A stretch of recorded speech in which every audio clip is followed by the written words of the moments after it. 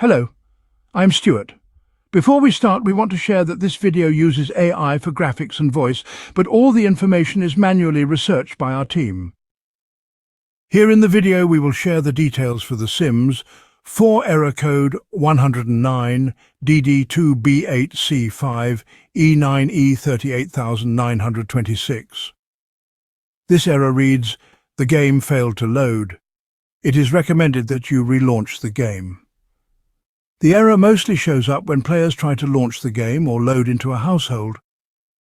According to our research, this error is often caused by outdated or broken mods, especially script mods. In some cases, a specific mod like Nisa's Wicked Whims Perversions has been the reason behind the error.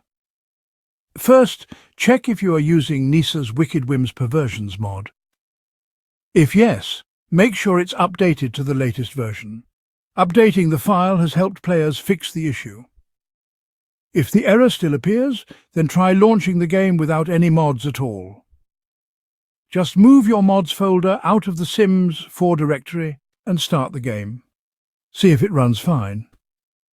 If none of these fixes work, then check if your game needs an update. Install any pending updates and try again.